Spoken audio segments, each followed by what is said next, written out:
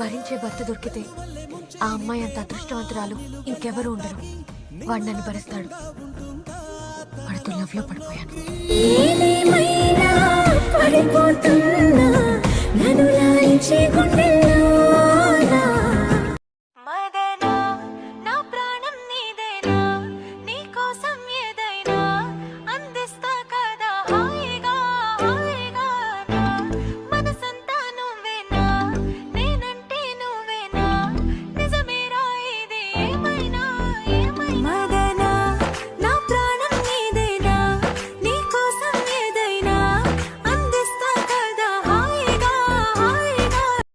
Happy love anniversary.